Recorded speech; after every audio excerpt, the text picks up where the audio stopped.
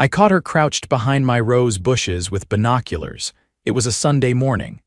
I was standing in my kitchen pouring coffee, still half asleep, when I noticed the glint of sunlight off glass through the window. I leaned closer. There she was, Verna Oakley, vice president of the Oak Ridge Estates HOA, squatting like some suburban ninja with a notepad and binoculars, peering straight through my living room window. I opened the window. Verna. "What in the actual hell are you doing?" She stood up like nothing was wrong, brushing dirt off her khakis. "Just checking on a potential code violation, Xavier.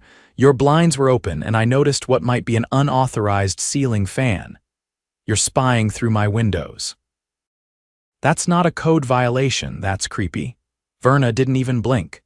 "As HOA vice president, it's my responsibility to enforce community standards." I stared at her in disbelief. "You've lost your damn mind." She walked off like she hadn't just committed felony-level weirdness. That was the last straw. For months, Verna had been micromanaging my property, once issuing a warning because my recycling bin was 2 shades too blue. She'd fine me for parking my own truck in my driveway overnight.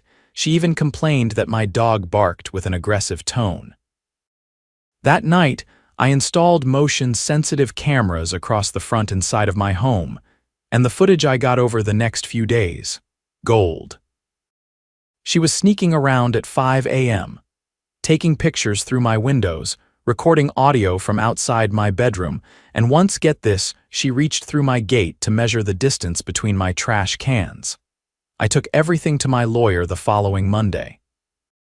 By Friday, I had a restraining order in hand. She was to stay at least 100 feet away from me and my property. I even posted a copy on my front door just to be clear. Not even 6 hours later, I heard the rustling again. I ran to my side window. Verna was back this time with a clipboard, standing on my lawn, snapping photos of my flower beds. I stepped outside holding the court order. "You violated this. You're not even trying to be subtle." She didn't even look ashamed. "The HOA is exempt from personal disputes. You're confusing civic duty with harassment." I called the cops. When the officer arrived, Verna tried to spin her usual story about community standards and authorized inspections. I handed him the footage and the restraining order, and the man's face went stone cold. "Ma'am," he said, "you're coming with me." She shrieked like someone had just canceled bingo night. "This is a mistake. I am the HOA." The officer didn't care. As she was stuffed into the back of the cruiser, she shouted, "You'll be sorry, Xavier." "The board will hear about this." I had no doubt they would. And I had a feeling the HOA wasn't done with me yet. But I'd just taken down their queen, and I wasn't backing down. By the following Tuesday, the Oak Ridge Estates HOA board called an emergency meeting. The invite came through a formal letter, hand-delivered by an elderly man in a lemon-yellow golf cart who looked like he hadn't blinked since the Reagan administration. The letter was printed on thick, cream-colored cardstock and signed by the board's acting president, a man named Leonard Grigsby, a retired CPA with an affection for bylaws and a forehead that looked like it had been carved from granite. The meeting was scheduled for Thursday evening at the community clubhouse. Attendance was mandatory for all homeowners, which was funny considering the HOA had no legal authority to require attendance without a 2/3 vote and a 30-day notice. But that was the HOA's game. They relied on people not knowing what they couldn't legally do. I showed up early, dressed in a navy suit I hadn't worn since my cousin's wedding. I walked in with a thick folder tucked under my arm and a flash drive in my pocket. The clubhouse smelled like pine-scented floor polish and passive aggression. Leonard stood behind a podium at the head of the room, flanked by 3 board members. A woman who wore her sunglasses indoors, a man who looked like he ironed his shoelaces, and a teenager who I assumed was someone's grandson but turned out to be the treasurer. As I took a seat, Leonard cleared his throat and tapped the mic. "We'll now address the incident involving Vice President Oakley," he said. "Due to recent misunderstandings, the board has unanimously agreed to review the conduct of one Mr. Xavier Price, homeowner of Lot 42, murmurs erupted.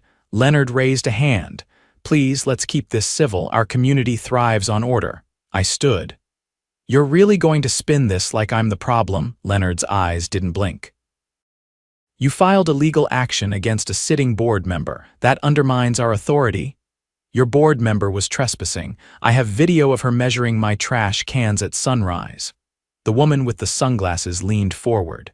Xavier, we all want what's best for Oak Ridge. Sometimes that means a little extra vigilance. Peering through someone's bedroom window isn't vigilance, it's a criminal offense. The teenager Trevor, according to the nameplate, chimed in. We have a protocol for complaints. Filing restraining orders outside the board process creates confusion. I wasn't about to let that slide. I pulled the flash drive from my pocket and walked to the projector. Great, then let's clear up the confusion. The footage played on the wall behind Leonard. Gasps rippled through the room as Verna appeared on screen, hunched behind the hydrangeas with what looked like a parabolic microphone. I let the silence hang before I spoke. She violated the restraining order 6 hours after it was issued. The police arrested her. And you're telling me I'm the threat to community order? Leonard's lip twitched. This meeting is now adjourned pending legal counsel. He stood abruptly, but before he could leave, 2 plainclothes detectives entered through the side door. One of them approached the podium and flashed a badge. Detective Morneau, County Sheriff's Office. We're investigating allegations of illegal surveillance and stalking. I'll need statements from each board member before the end of the day. The board froze. The sunglasses woman tried to act like she just remembered a dentist appointment. The detective continued. We also have cause to believe that HOA funds were used to purchase equipment involved in this surveillance. That would constitute misuse of community resources. Leonard sat down hard, his forehead glistening under the fluorescence. I turned to the room. If anyone else has been harassed by the HOA, now's the time to speak up. And they did. One woman said Verna had fined her twice for ornamental overgrowth because her lavender bush touched the sidewalk. A man from down the street revealed that Verna had entered his backyard without permission, claiming she was checking for mosquito breeding grounds. Another neighbor stood up and said he'd been fined for having offensive odor emissions after grilling ribs on his patio. The detectives took notes. One of them asked to see the HOA's financial records. Trevor, the teenager, looked like he was about to pass out. I left the meeting feeling a shift in the air, like the neighborhood had suddenly remembered it had rights. By the weekend, a petition had circulated calling for a vote to dissolve the current board. I didn't start it, but I signed it eagerly. So did 92 other homeowners. The following Monday, I received a certified letter in the mail. It was from the HOA, more specifically from their attorney. They were threatening to sue me for defamation, slander, and disruption of board operations. I laughed out loud. Then I dialed my own attorney. He was a friend of mine from college, now a civil rights lawyer with a specialty in housing law. I'd sent him everything, every video, every document, every email, and he'd already started building a countersuit. This is going to be fun, he said. They opened the door by threatening litigation. Now we subpoena everything. By Wednesday, the detectives returned to the clubhouse with a warrant. They seized HOA laptops, financial ledgers, and a locked cabinet labeled Community Relations. Inside was a binder marked Observation Logs. Each tab had a homeowner's name. Mine was the thickest. It included timestamps, photos, personal schedules, and notes on behavioral patterns. One entry read, Xavier Price tends to water his lawn shirtless. Consider issuing a decency notice. Another, observed receiving package from unknown woman at 3:14 p.m. Possible unregistered business activity. It was surveillance. Full-blown, coordinated, taxpayer-funded stalking. The kicker. The equipment had been purchased using discretionary funds marked for landscape lighting upgrades. The HOA wasn't just overreaching, they were committing fraud. The County Ethics Commission launched an investigation. Several board members resigned immediately. Leonard refused, claiming the charges were politically motivated. That lasted until they found an invoice for audio enhancement devices billed under community outreach. By the end of the month, he was out too. Verna, she'd retained a lawyer of her own. Rumor was she planned to sue the HOA for failing to support her during a lawful inspection. The irony was thick enough to spread on toast. The community held a special election to appoint a new board. This time, people paid attention. We voted in a contractor, a retired nurse, a high school teacher, and a guy who ran a food truck called Taco the Town. Normal people. People with actual lives, and me. I was asked to run too. I declined. Not because I wasn't tempted, but because I'd already done my part. I'd chased the wolf out of the woods. Now it was time for others to plant some trees. Still, I did agree to one thing. I'd write up a full set of clarifying amendments to the HOA charter. The first one passed unanimously. All board activities must be approved through public vote and documented in a monthly report. The second one was my favorite. No board member shall conduct surveillance or inspections within 10 feet of any homeowner's private residence without written consent and the presence of a neutral third party. We called it the Oakley Clause. And just like that, the HOA went from a secretive, power-drunk bureaucracy to a group of neighbors actually helping one another. Funny what happens when you shine a little light on the shadows. 2 weeks after the board was dismantled and the new members sworn in, I got a call from Detective Morneau. It was early, still dark out, and his voice was taut over the line. "Xavier, you might want to come down to the station. We've uncovered something bigger, something that affects more than just your neighborhood." I didn't ask questions. I threw on jeans, grabbed a jacket, and drove straight there. When I arrived, Morneau was waiting in the hallway, holding a thick manila folder and a USB stick. "The warrant we executed at the clubhouse. Our tech team pulled more than we expected. Verna didn't just keep surveillance logs, she compiled dossiers on dozens of homeowners. But that's not the worst of it." He opened the folder and slid out a printed spreadsheet. "This is a list of payments made from a shadow account linked to the HOA's reserve fund. We traced it to a shell company registered in Delaware under the name Northbridge Property Solutions. That company, turns out, is owned by Verna's cousin. And guess what Northbridge has been doing?" He tapped a line on the document where it showed a recurring payment labeled Property Evaluation and Compliance Services. They've been issuing internal evaluations on properties in the neighborhood, unofficially devaluing homes based on arbitrary code infractions like the ones Verna was constantly pushing. Then, when homeowners got fed up and moved, Northbridge would swoop in and buy the houses at her reduced-price cash offers, no inspections. I stared at the sheet. "You're telling me she was running a flipping scheme," Morneau nodded, "with HOA power as her leverage. And the reason she was so obsessed with your house is because it's one of the last unrenovated corner lots on the block. She had a standing evaluation in this folder marked High Priority Acquisition. That explained everything. The fines, the surveillance, the restraining order violations. She wasn't just a control freak. She was trying to pressure me into selling." Morneau stood. "We've already contacted the district attorney. This is now a criminal enterprise investigation. Racketeering, wire fraud, conspiracy to commit real estate fraud. It's going to get messy." I asked if I could help. He told me to sit tight and keep documenting anything unusual. He didn't need to tell me twice. That afternoon, I upgraded my security system with license plate logging, added a second camera over the alley, and installed motion-triggered floodlights in the backyard.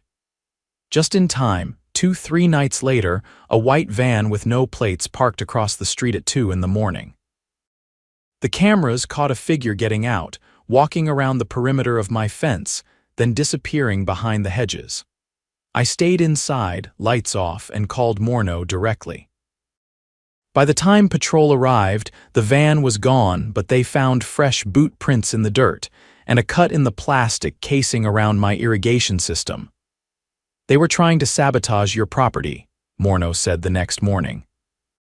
If your yard floods, it violates the Water Conservation Clause in the HOA Charter. That's a fine and a demerit on your compliance record, even under the new board. I presented the footage to the board that same week. The new president, a woman named Rosa who ran a bakery off Highway 12, didn't hesitate. No more of this nonsense. We're locking down all remaining HOA accounts and we're hiring a forensic accountant.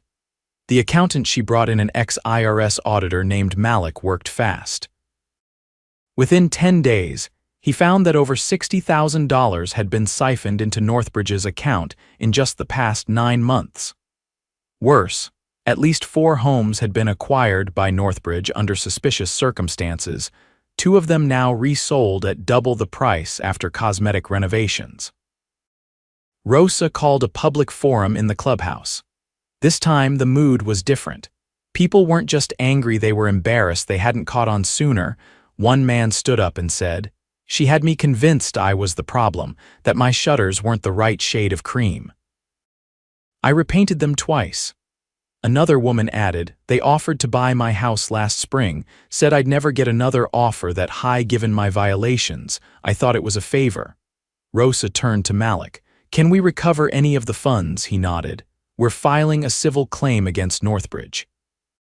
But we'll need every homeowner who was approached or harassed to submit a sworn statement." I volunteered to help coordinate the affidavits. Over the next week, I met with neighbors, helped them put their experiences into writing, and organized a secure Dropbox for the legal team. By the end of the week, we had 27 affidavits, enough to establish a pattern of coercion and fraud. The DA's office moved quickly. Verna was arrested at her sister's condo in Temecula, where she'd been staying since skipping a scheduled deposition. They found burner phones, HOA files, and a laptop with encrypted documents. When they cracked the drive, it contained spreadsheets tracking target properties in 3 other neighborhoods. Verna wasn't acting alone. 2 former HOA board members from nearby subdivisions were arrested within days. Each had similar setups: fake fines, surveillance logs, and shell companies registered under family names. The DA called it a real estate racket disguised as community management. The state attorney general issued a statement within the month announcing a broader investigation into HOA corruption across the county. Meanwhile, back in Oak Ridge, we were rebuilding. The board launched a full audit of all rules and fines. They eliminated vague infractions like tone of landscaping and overly assertive decor. They even removed the restriction on overnight truck parking. I parked mine in the driveway that night just because I could. But something else happened too. The neighborhood started to breathe. People who never spoke before were waving at each other. Kids played in front yards again. One couple hosted an outdoor movie night in their driveway. Rosa's bakery truck even started making Saturday morning rounds. Then one evening, I got a knock at my door. It was the man from down the street, the one who used to mow his lawn at dawn just to avoid complaints. "I just wanted to say thanks," he said, "for standing up to her, for not folding." I didn't know what to say, so I just nodded. He handed me a small card. Inside was a note from several neighbors, all thanking me, and a gift card to the hardware store with a handwritten line: "For the next upgrade, cameras or flowers, your call." I kept the cameras, but I planted flowers too, ones Verna would have hated. And every time I watered them, I thought about how close we'd come to losing the soul of our neighborhood to a woman with binoculars and a clipboard, not because she was powerful, but because she thought no one would fight back. This time, someone did, and everything changed. On a calm Thursday morning, I received a certified letter from the county prosecutor's office. It wasn't unexpected, but the contents turned my stomach. A grand jury had returned multiple felony indictments, 47 counts in total, against Verna Oakley and 2 former Oak Ridge Estates board members. Charges included conspiracy to commit real estate fraud, unlawful surveillance, wire fraud, and witness intimidation. The phrase pattern of organized criminal behavior appeared more than once. I sat at my kitchen table, reading through the paperwork while my dog chewed a squeaky toy underfoot. It was surreal. Just months ago, I was dealing with citations for an unapproved garden hose color. Now the neighborhood was ground zero in a statewide scandal. The key piece of evidence that tied it all together wasn't the surveillance logs or even the shell company finances. It was an audio file recovered from Verna's personal hard drive. In it, she was recorded speaking with a man later confirmed to be a licensed real estate broker. They discussed fabricated violations used to motivate reluctant sellers and even mentioned specific tactics for targeting emotionally vulnerable residents. Her voice was cold, clinical, detached. I had to pause the playback halfway through. Later that afternoon, I met with Rosa and the rest of the new board at the clubhouse. The place had been repainted, the old portraits removed, and the outdated code enforcement bulletin board replaced with a corkboard full of local event flyers. The mood was still serious. Rosa handed me a heavy envelope. We've been contacted by several homeowners who received anonymous letters threatening legal action if they spoke to law enforcement. Most of them were elderly. None of them had lawyers. What did the letters say? I asked. They implied that speaking out would violate a confidentiality clause in their HOA agreement. Total fiction, of course, but enough to scare people. Any idea who sent them? Postmarks trace back to a UPS drop in another county, but the language matches Verna's phrasing from past documents. Malik thinks it was her attempt to tamp down testimony. I leaned back in the chair. She's not even out on bail. How could she coordinate this through her cousin, the same one who set up Northbridge? He's not in custody yet. That clicked something into place. I remembered a face from the neighborhood, the man who had handed out petitions weeks before the board flip. Friendly on the surface, but always asking detailed questions about people's homes. I hadn't seen him since the arrests, but I remembered his name, Everett. I pulled out my phone and searched my security footage archives. Sure enough, I found a clip from the night the unmarked van had circled my house. There was a man pacing beside it, checking his watch. I froze the frame and zoomed in. Same jawline, same gold pinky ring. Everett. I forwarded the clip to Detective Morneau with a note. Possible courier? That same evening, the county sheriff's office issued a warrant for Everett's arrest. He was picked up in a shopping center parking lot, carrying a satchel full of pre-stamped envelopes and a burner phone. When questioned, he admitted he'd been instructed to mail out the letters on a schedule, using rotating drop points. They found flash drives in his trunk containing partial drafts of new letters and a list titled Non-Compliant Owners. My name was at the top. The prosecutors now had enough to reclassify the case from fraud to a RICO violation Racketeer Influenced and Corrupt Organizations Act. That changed everything. It meant longer potential sentences, mandatory asset forfeiture, and the ability to pull in any additional players connected to the scheme. It also meant the HOA's insurance provider got involved. Once they learned the extent of the illegal activity, they dropped coverage and filed a liability claim against the former board. That move forced the HOA into a financial corner. If they didn't act fast, the entire community would be on the hook for legal damages. Rosa called a full homeowner assembly that weekend in the clubhouse. This time, the place was standing room only. "I'm going to be blunt," she said. "If we don't formally dissolve the old HOA entity and restructure under a new charter, the financial fallout could drag us all down.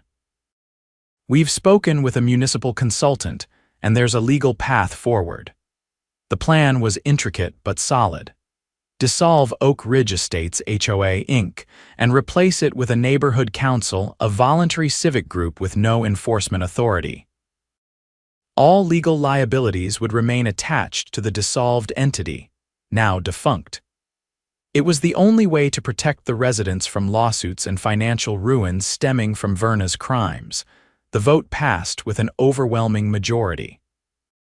98 households out of 111 voted in favor. By the following week, the paperwork was filed with the state.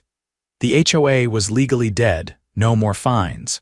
No more secret meetings, no more creeping around with clipboards and binoculars. News of the scandal had spread far beyond our zip code.